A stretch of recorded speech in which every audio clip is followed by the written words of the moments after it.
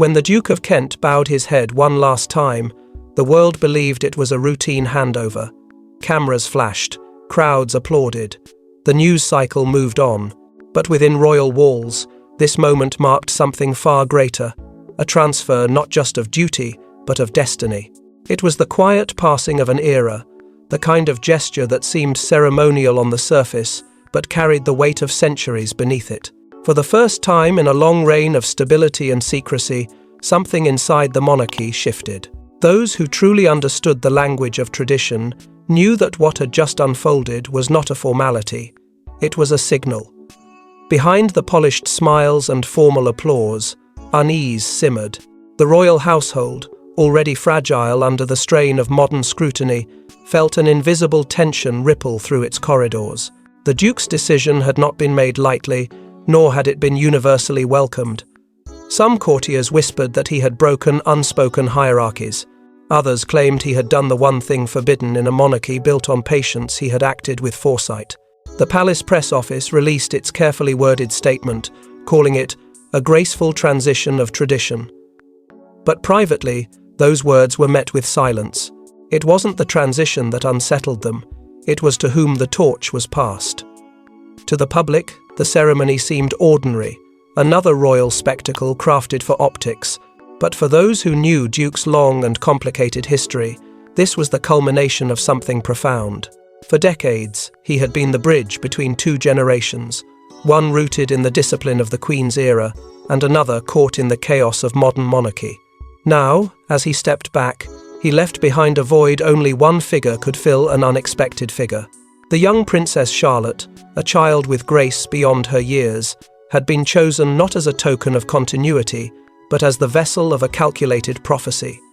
Whispers began to spread, quiet and cautious, within the palace's oldest circles. Why Charlotte? Why now? The Queen, they said, would have approved. She had always seen something remarkable in the little girl, with the unwavering stare. Those close to the late monarch recalled a moment years earlier when she had quietly remarked during a family gathering, "That one has the Windsor steel." Whether the Duke remembered those words or not, they lingered, shaping the decision that now stunned even the most experienced members of the royal household. The ceremony itself had been simple and deliberate. No grandeur, no royal orchestra, no heavy symbolism on the surface. Yet the simplicity was the disguise. Every detail, from the order of procession to the subtle nod exchanged between the Duke and the young princess, spoke volumes to those who could read the royal code. In the institution's eyes, tradition had been preserved, but in truth, power had been repositioned. A new alignment of loyalty and legacy had quietly taken root that day. Outside the palace gates, confusion rippled through the press. Headlines speculated, analysts debated. Some dismissed it as a sweet gesture to involve the younger generation. Others sensed something unusual, an intentional redirection of public attention toward the one royal child who carried both charm and authority in equal measure.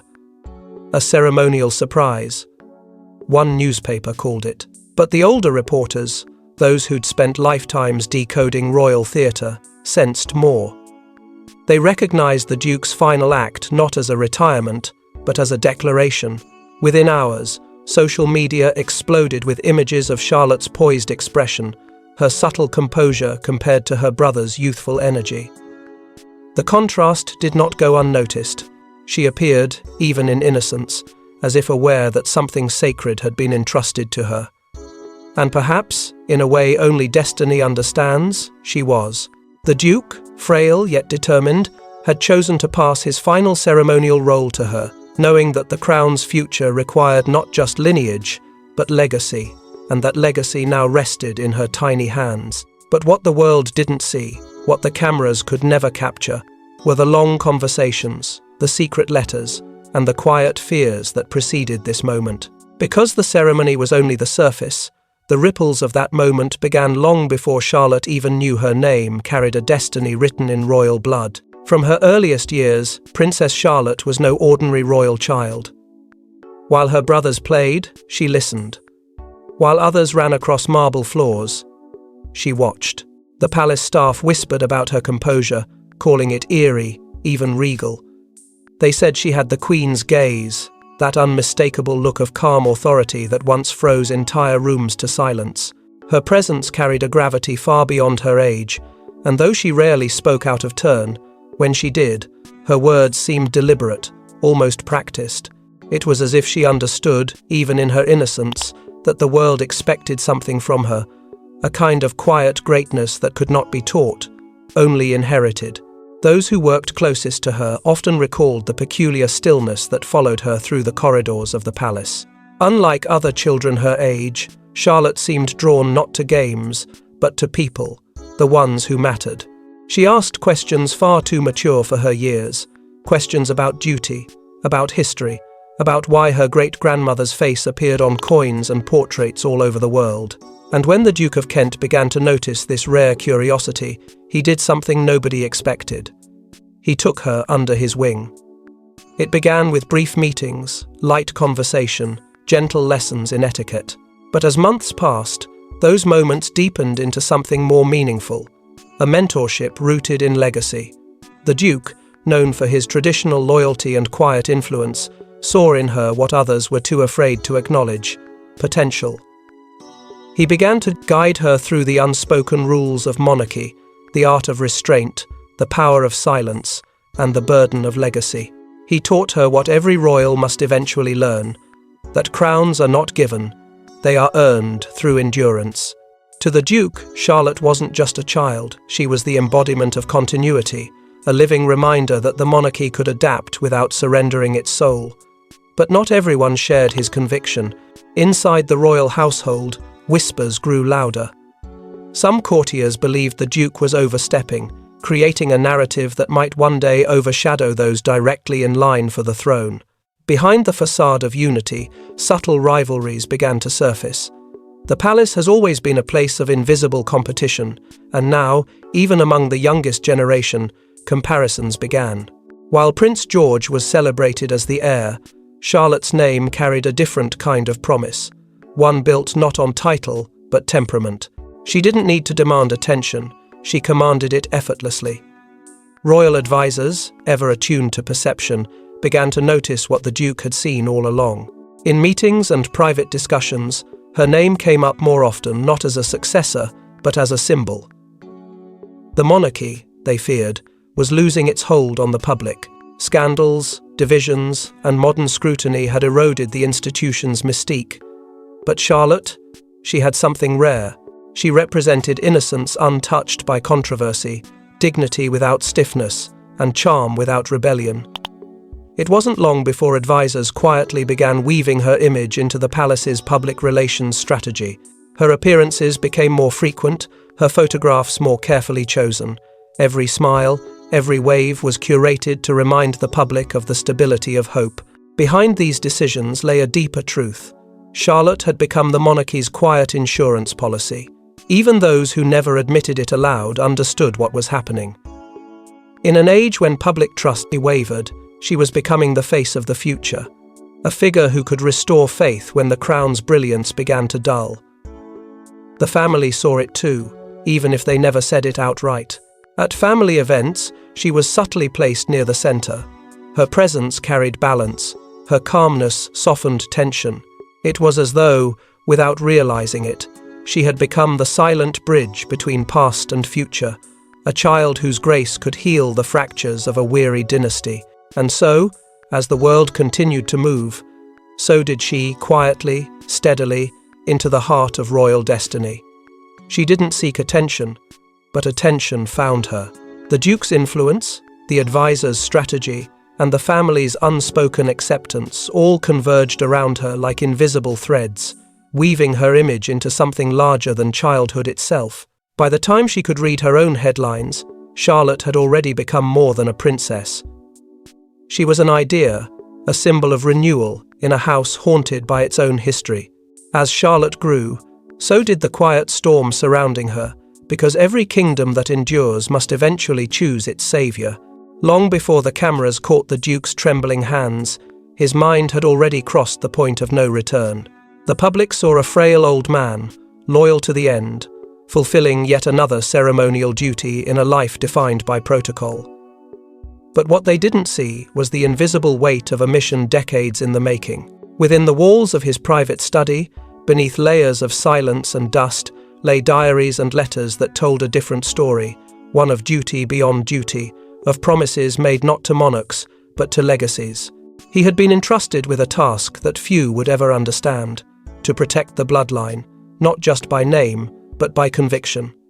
The Queen herself, in her final years, had whispered the charge to him: guard the future, not just the throne.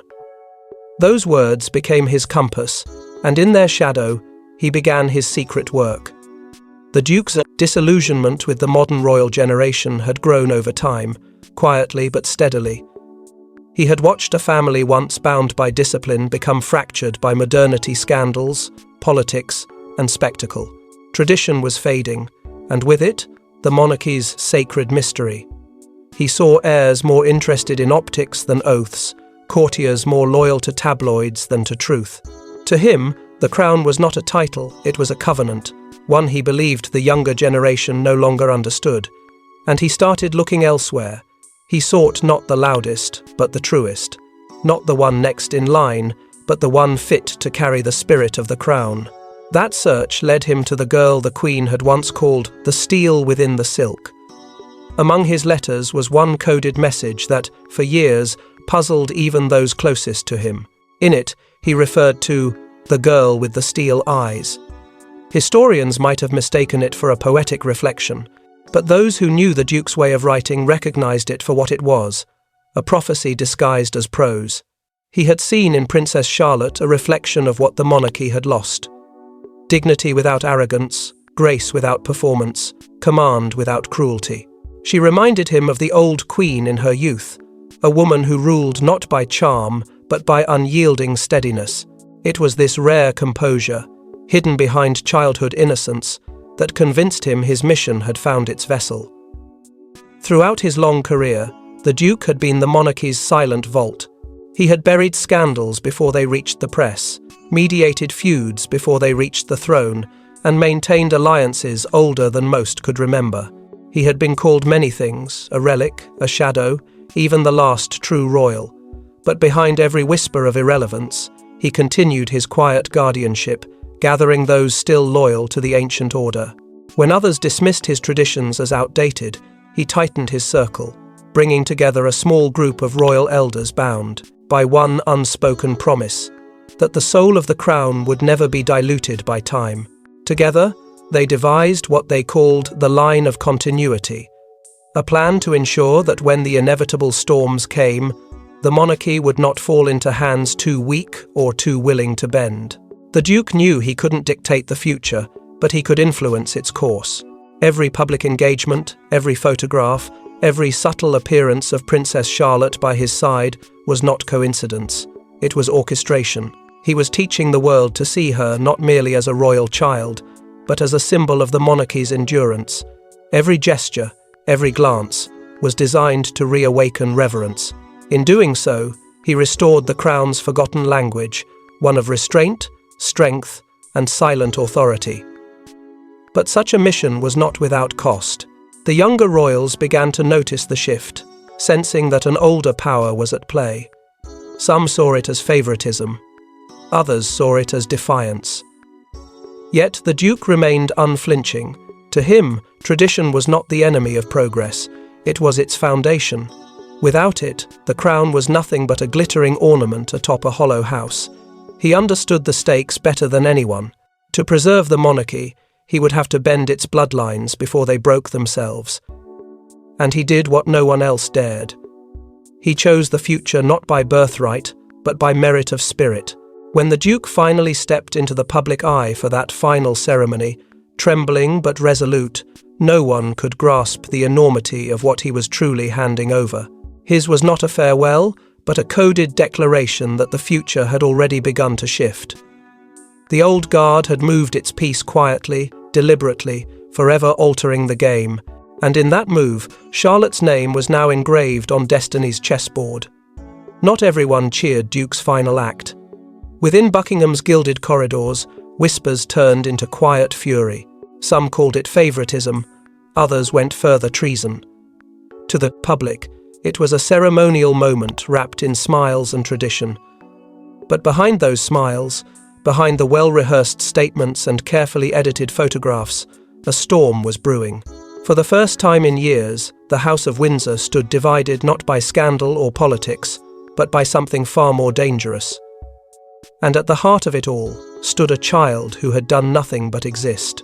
When the Duke passed his final ceremonial role to Princess Charlotte, it wasn't just an act of legacy, it was a shift in royal gravity. Inside the palace, two factions began to take shape. On one side stood King Charles's circle of veteran advisors and courtiers loyal to tradition, yet deeply protective of the current hierarchy. They believed the Duke had crossed a line, setting in motion a narrative that threatened the balance of power. To them, the gesture implied more than mentorship. It suggested foresight, even preference, and in a monarchy where perception is power, that implication was enough to ignite quiet warfare. On the other side stood Prince William's camp, modernists, reformers, and younger aides who viewed the moment differently. They saw it as an opportunity, a symbolic restoration of faith in the royal brand through Charlotte's innocence and grace. William himself was said to be cautious, torn between duty to his father and instinct to protect his daughter from being used as a pawn in an older generation's chess match.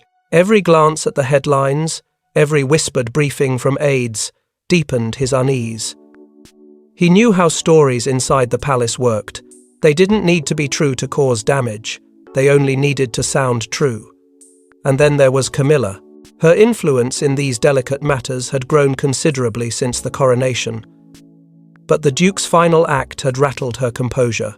Sources close to her spoke of discomfort, perhaps even resentment, that so much public admiration had shifted toward the young princess. To Camilla, this wasn't just about succession, it was about optics, loyalty, and control. The Queen Consort's role was built on stability, on reassuring the world that the monarchy's direction was clear and unified. But Charlotte's sudden emergence as a symbol of continuity threatened to draw that attention elsewhere. It was subtle, but unmistakable. The public had begun to see in Charlotte what they no longer saw in others: purity without controversy, lineage without division.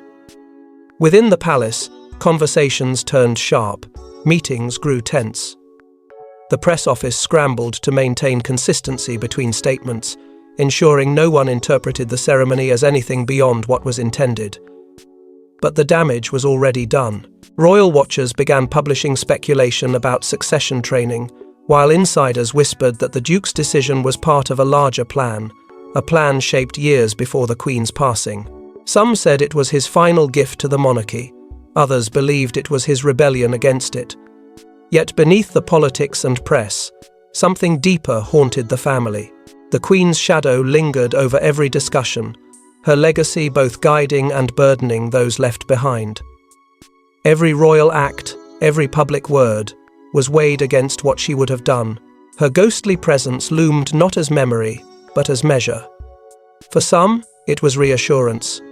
For others, an unbearable standard. And as tensions rose, so too did the realization that her absence had left a power vacuum no one could quite fill.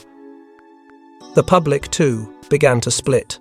Some celebrated Charlotte's grace, calling her the promise of a renewed monarchy. Others questioned why a child should carry such symbolic weight, while the adults around her faltered. Online debates turned fierce. Television pundits speculated endlessly. The palace, ever wary of the modern media machine, tried to suppress the noise. Carefully crafted photo opportunities followed. Carefully worded statements appeared in the press. But the harder they tried to control the story, the more it slipped through their fingers. The people no longer saw a united monarchy. They saw fractures, personalities, rivalries, and ghosts of loyalty gone astray. Inside those ancient walls, silence became a strategy. Meetings ended without conclusions. Words were chosen like weapons. The Duke's act, meant as preservation, had become provocation. And as factions deepened, the youngest of them all, Princess Charlotte, remained oblivious to the conflict swirling around her. Her world was still one of innocence, but the weight placed upon her was not. Unknowingly, she had become the monarchy's new mirror, reflecting not unity, but division. Because every family war within the palace begins the same way with whispers, and those whispers, once spoken, can never be silenced.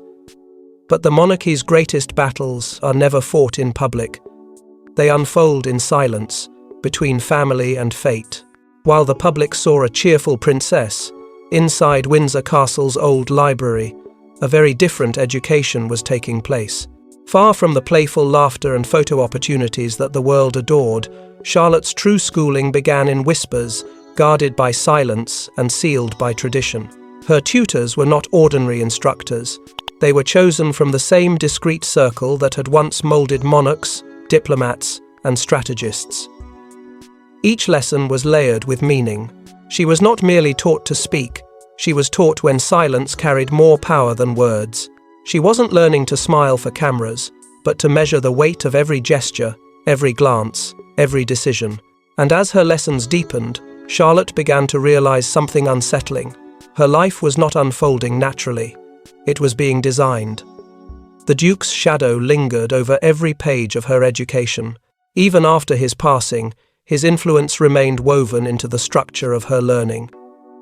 His teachings had been preserved through hand-picked mentors, each entrusted with fragments of his old-world philosophy.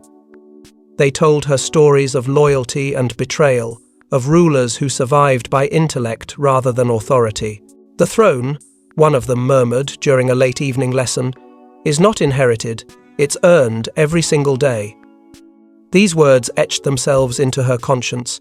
The Duke had not left her a title, but a compass, a quiet code that demanded discipline, foresight, and patience. Through these lessons, Charlotte began to understand that the Duke's mentorship was never about preparing her for fame. It was about survival. Behind the library's heavy wooden doors, her curriculum stretched far beyond what the public imagined for a royal child. She was taught to trace the patterns of power, to read people as one might read history.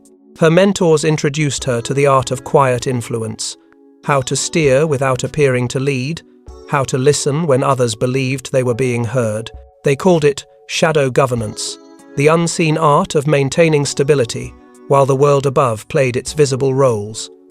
To the outside world, she was the sweet daughter of a prince, but within those walls, she was being shaped into something far more significant, a protector of the crown's invisible machinery. As the seasons changed, Charlotte's lessons became tougher. Discussions of diplomacy replaced fairy tales. Her teachers referenced old wars, treaties, and royal crises, not as history, but as cautionary tales.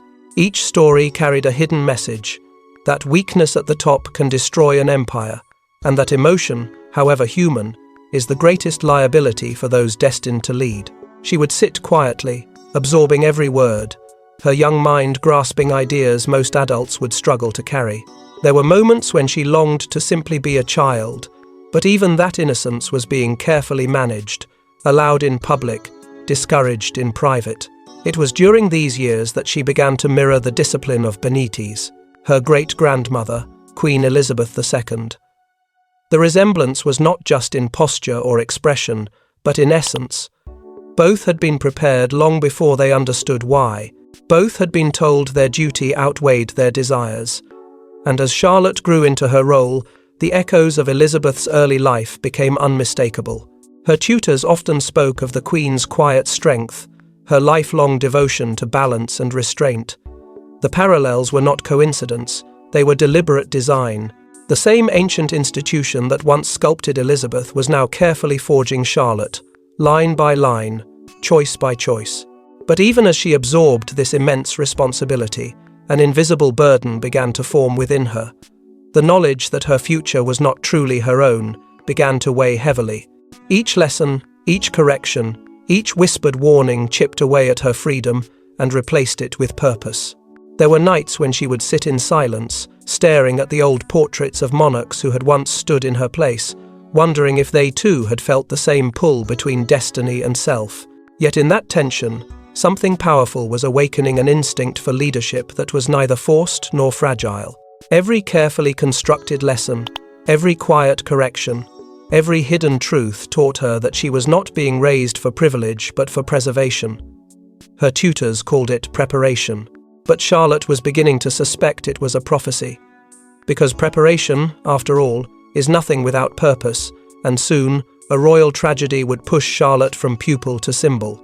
The monarchy thrives on tradition, but it nearly collapsed under a secret. One scandal, one leak, one betrayal from within.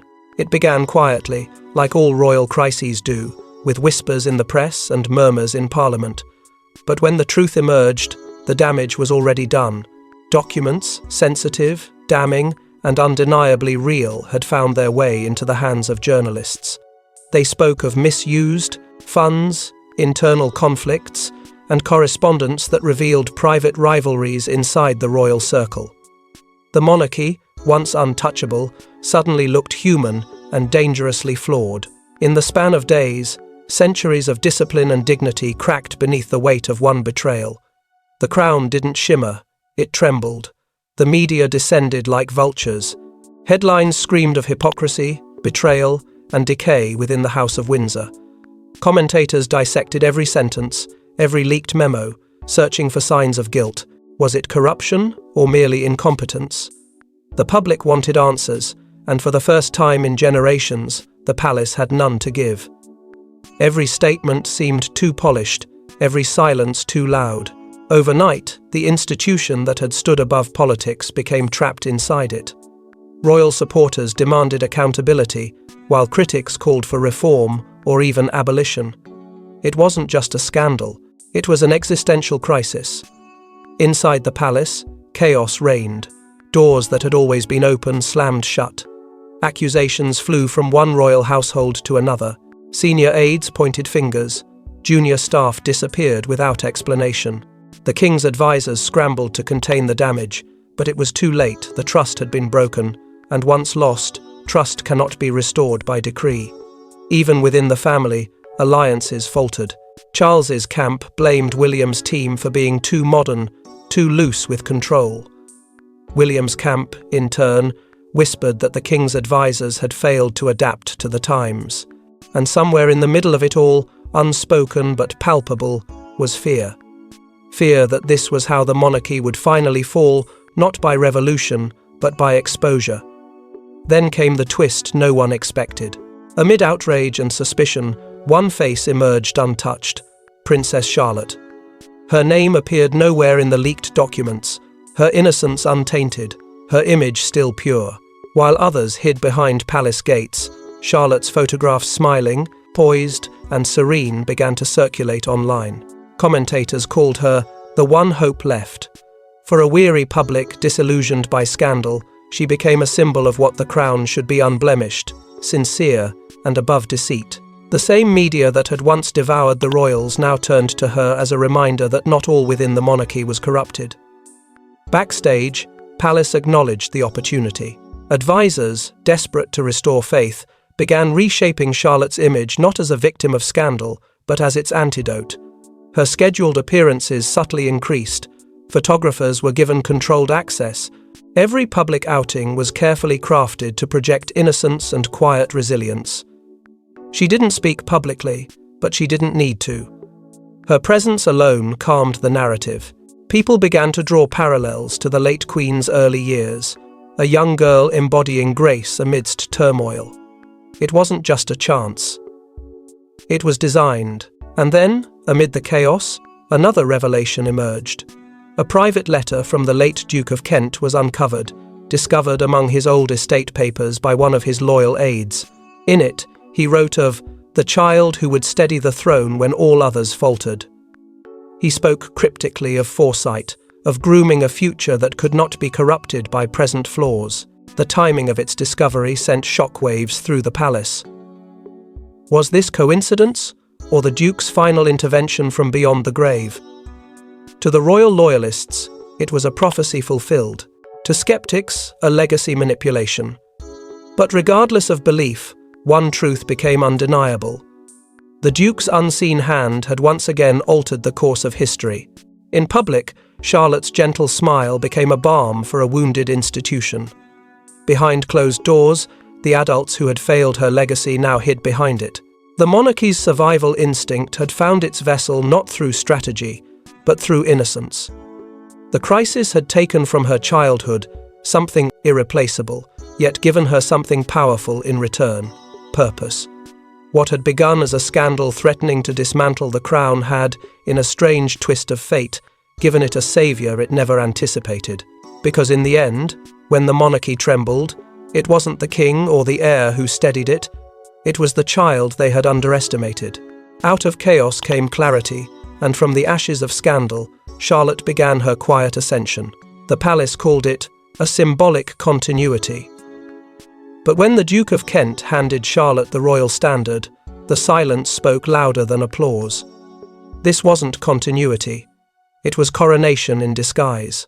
The world saw a photograph, a moment of heritage passed from old to young, but those within the monarchy knew better. They recognized what this gesture truly meant. It was a signal, a shift, a carefully orchestrated moment that would be remembered long after the speeches faded. For the first time in generations, a ceremonial act carried not just duty, but prophecy. The monarchy was changing not with declaration, but with quiet, deliberate symbolism. The event was presented to the public as a tribute, honoring the Duke's long service and marking his graceful retirement from official duties. But behind the palace gates, tension hummed beneath every detail. The Duke's frail hand trembled as he passed the banner. The crowd's reverent silence as Charlotte accepted it with that unflinching gaze so steady, so assured. It wasn't what she said or did. It was what she represented. In that brief exchange, power had shifted not legally, but symbolically. The monarchy's future had been made visible, embodied in a child who seemed to carry the weight of history with unnatural ease. The moment itself was breathtaking in its restraint. No fanfare, no overstatement, just a quiet passing of legacy. Yet to those who understood royal code, every movement was loaded with meaning. The royal standard had always represented authority, the living embodiment of the crown itself. It was the symbol that never lowered, even when monarchs fell. And now, as Charlotte's small hands gripped it, the implication was unmistakable. It was as though the Duke, standing at the twilight of his life, had chosen not just to step back, but to bless her future. Some called it loyalty, others defiance. But whatever it was, it couldn't be undone. Observers noticed the subtle unease among the senior royals. The king's expression remained studied and still. Camilla's smile, polite but brittle. William's face, a masterclass in controlled neutrality. They knew what the public did not know, that moments like this had consequences. Because in the monarchy, symbols are power, and power, once transferred, rarely returns to where it came from. Even as cameras captured unity, the tension beneath the surface was palpable. The gesture had not been discussed, nor sanctioned at the highest levels. It had simply happened, impossible to reverse, and impossible to ignore. But while the elders struggled with protocol and perception, Charlotte remained the calm center of the storm. Her composure astonished even those closest to her. She stood not like a child overwhelmed by ceremony, but like someone who understood instinctively that this was her calling. Her movements were deliberate, graceful, almost regal. It was as if the lessons whispered in private, the Duke's years of mentorship, had prepared her for this very instant. She accepted the standard not as a prop, but as a promise, and in that moment, the monarchy, battered by scandal and uncertainty, appeared to find its future again. Public reaction was immediate and divided. Some praised the scene as a poetic bridge between generations. Others saw it as premature, even provocative. The press dissected every frame of footage, hunting for subtext. Why Charlotte? Why now? Was it merely symbolism, or something more deliberate? Analysts pointed to the Duke's lifelong devotion to tradition, his closeness to the Queen, and his conviction that the monarchy's survival depended on returning to its roots. Perhaps this was his final act of loyalty, not to the crown as it stood, but to what it could become. Later that evening, the palace released a carefully worded statement emphasizing continuity and gratitude. But rumors soon spread that before the ceremony, the Duke had uttered a few words to Charlotte, a private message caught only by those standing nearest. He leaned in and whispered, "Guard it well. It belongs to you now." Simple words, but for those who understood Duke's impact, they were seismic.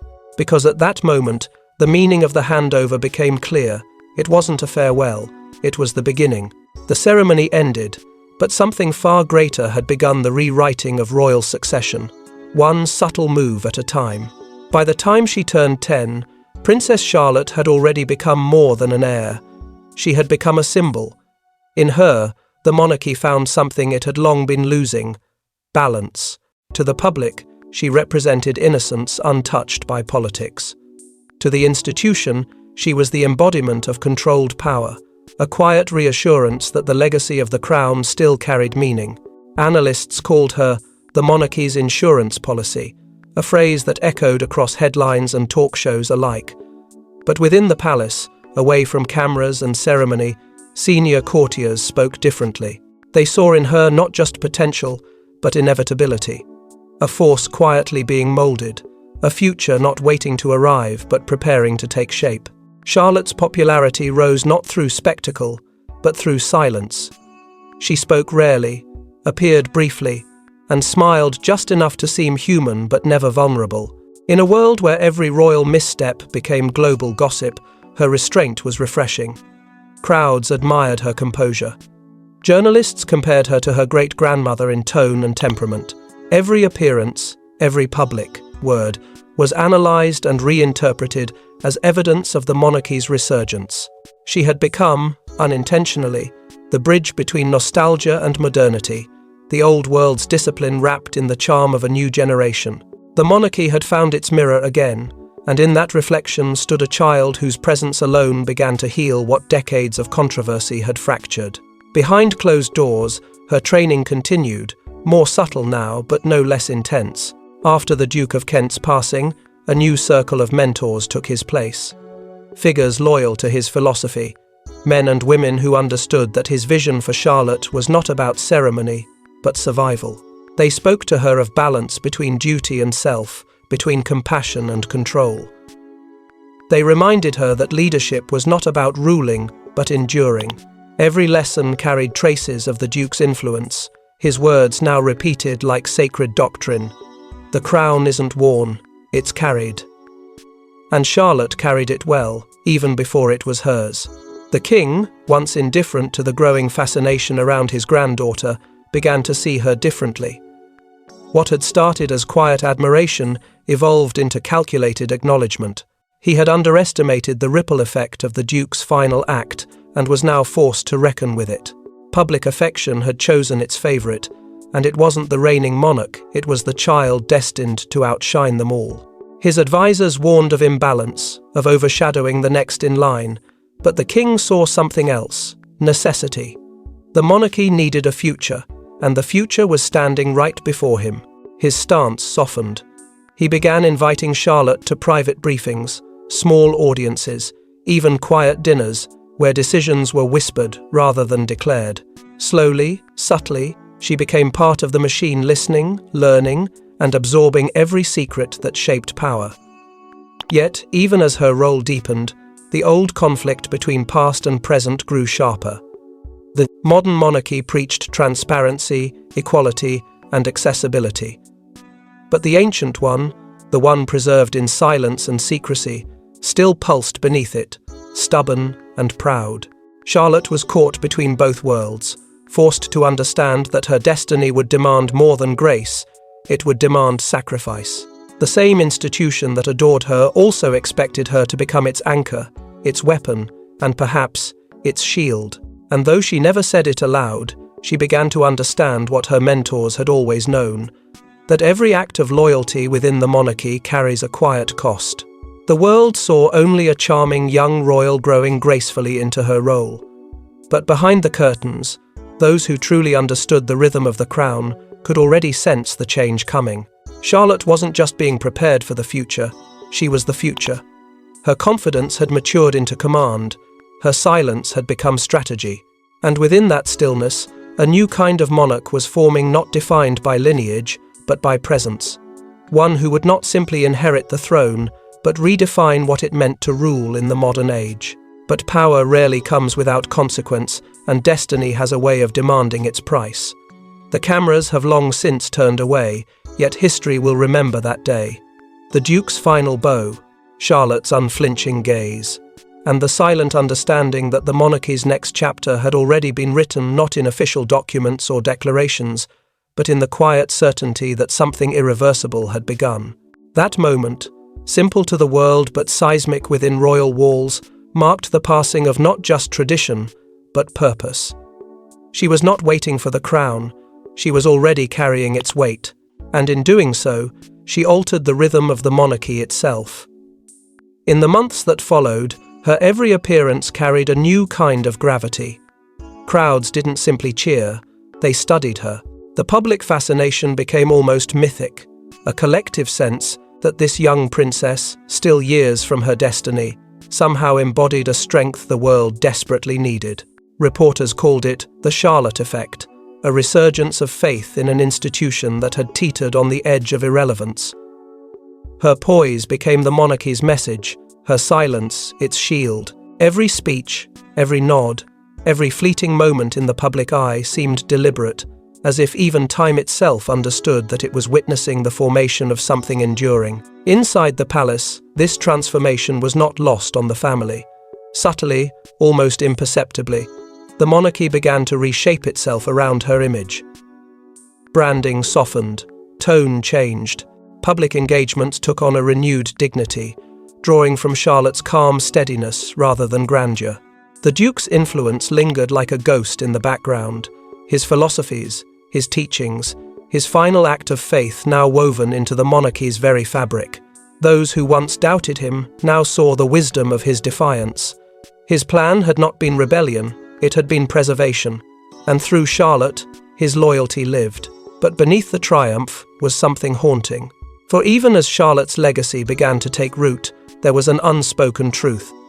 The crown she would one day inherit was not merely a gift, it was a burden of expectation, built on centuries of sacrifice and secrets. She had inherited not just the monarchy's beauty, but its fractures. Yet even so, she seemed to carry it all with quiet grace, as if she understood what so many before her could not, that leadership is not bestowed by title, but earned through endurance. And so, as history quietly turned its page, the world began to see what the Duke had seen all along. A new kind of monarch, one shaped not by privilege, but by principle. The old order had given her its final blessing, and she had accepted it with a steadiness far beyond her years.